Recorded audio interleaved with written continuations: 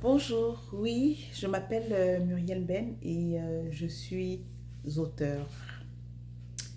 J'ai écrit deux nouvelles et deux romans et je suis dans la phase de publication d'un troisième roman. Ma première nouvelle a été publiée en octobre 2013 alors que j'étais étudiante. Donc, cette nouvelle-là s'intitule La dernière pluie. Et ça raconte en fait tout simplement l'histoire de Zéphirin, d'un jeune homme nommé Zéphirin qui décide de s'occuper, qui tombe follement amoureux d'une jeune fille qui malheureusement va se trouver être une opportuniste en fait, qui s'est appuyée sur lui pour pouvoir terminer ses études et tout. Pour le moment, j'ai publié, comme je l'ai dit, deux nouvelles et deux romans. Ce sont les genres littéraires sur lesquels j'ai eu à travailler, mais je n'exclus pas de me pencher sur les livres, la rédaction d'un livre pour enfants et aussi la rédaction de livres d'essais littéraires, de livres non fictionnels en fait. Ce sont des choses des projets sur lesquels j'aimerais travailler éventuellement. Ok, euh, en 11 ans, ce que j'aurais aimé savoir, l'une des choses que j'aurais aimé savoir, c'est que euh, le premier brouillon, en fait, n'est pas le brouillon définitif et qu'écrire, en fait, c'est tout simplement un projet qui demande beaucoup de patience. Ça demande des compétences aussi en termes, je vais dire, il faut savoir, il faut pouvoir relire son roman, pouvoir identifier les erreurs, en fait, pouvoir savoir identifier les choses qui les coquillent, ce qui se répète, etc. Pour pouvoir s'améliorer. Donc, on peut écrire un roman en un mois, le premier brouillon, mais on peut l'éditer en plusieurs mois, sinon en plusieurs années. Comme on le peut l'éditer aussi de manière très rapide. L'erreur ou bien les erreurs que j'ai commises en fait, c'est pour la publication de mon dernier roman, j'étais enceinte quand je le soumettais à la rédaction. Donc j'avais déjà fait toutes les corrections et pour moi il n'y avait plus d'erreurs.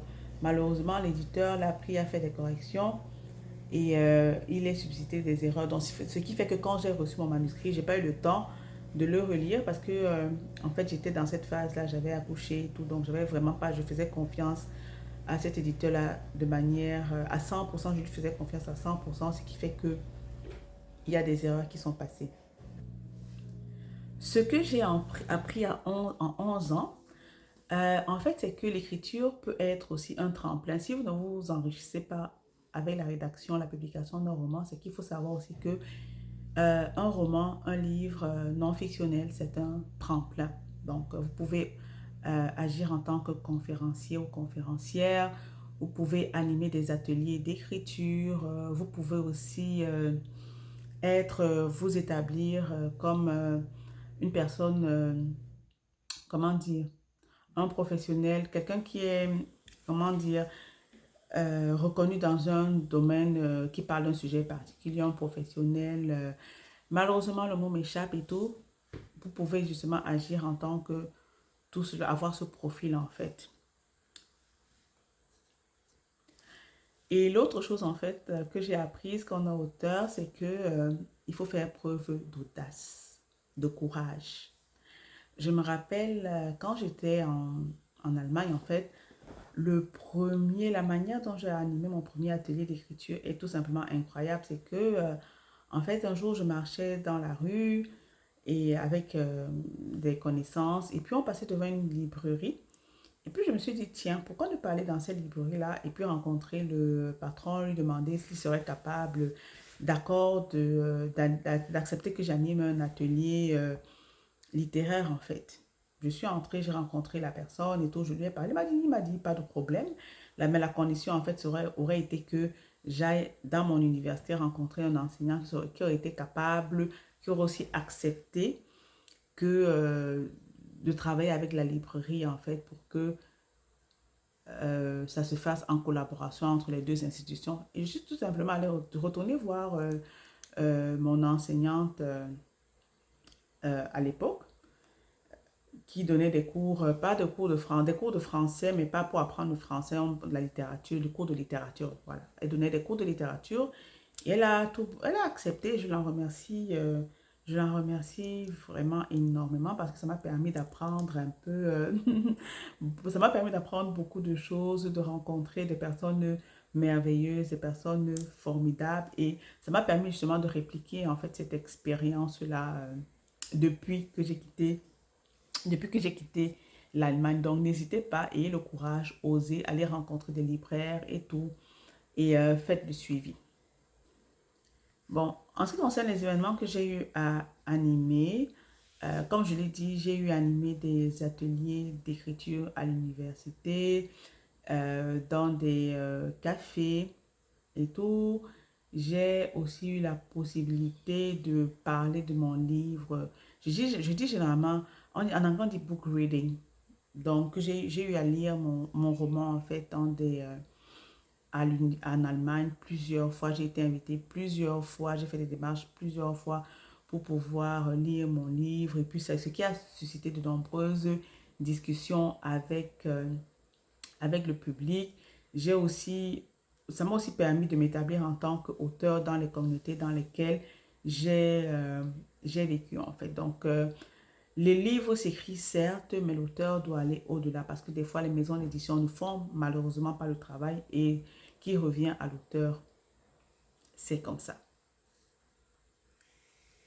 L'autre chose aussi que j'aimerais dire en fait, c'est que une fois qu'on devient, il y a plusieurs phases dans la vie, comme quelqu'un m'a dit, il y a plusieurs phases dans la vie. Et on a une phase où on est étudiant, on est enfant, on grandit et tout, et puis on devient étudiant, on entre dans la vie active, on devient un professionnel, il y a une phase où on est parent. Donc, ce qui fait que il faut s'ajuster à chaque phase. On ne dispose pas du même nombre de temps que lorsqu'on était célibataire, sans enfant et tout. C'est de pouvoir s'ajuster, de pouvoir grignoter des tranches, des bouts de temps ici et là pour pouvoir écrire. On ne va pas forcément écrire plus rapidement. Dépendamment, si vous avez de la chance, vous pouvez écrire plus rapidement, si vous avez de l'aide et tout. C'est vraiment aussi de savoir qu'il faut être bienveillant envers soi pour éviter des burn-out. Parce qu'une fois qu'on devient parent, qu'on travaille, on n'a pas forcément beaucoup de temps. Et si on se fixe des défis énormes, on risque le burn-out. Et ce n'est pas ça l'objectif aussi d'être malade. En même temps aussi, il faut continuer d'écrire parce que sinon aussi, on risque de tomber dans un état dépressif où on se déprécie et tout, parce que je pense aussi que c'est toujours important d'écrire. C'est vrai qu'il y a des phases, on peut avoir des phases creuses où on écrit un peu moins, mais il faut continuer à garder le lien avec l'écriture. Donc, voilà les choses que je pouvais dire. Donc, pour la suite, en fait, dépendamment du nombre d'années que je vais vivre, l'objectif, en fait, c'est de pouvoir publier un roman par année. C'est de pouvoir vraiment euh, accomplir ma mission en, dans la rédaction de mes romans, de parler de sujets qui me touchent à cœur.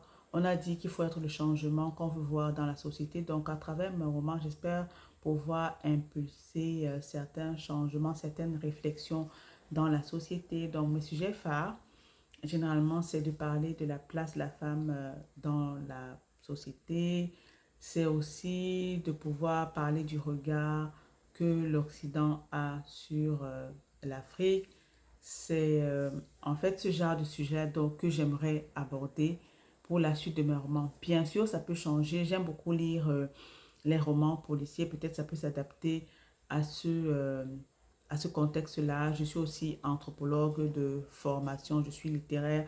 Vraiment, c'est de pouvoir jouer avec ces sujets-là dans différents contextes. Donc, c'est ce que je suis en train de travailler pour le moment. De toutes les façons, si vous me suivez sur la chaîne, je vous en parlerai aussitôt. Donc, on se dit à bientôt dans une autre vidéo.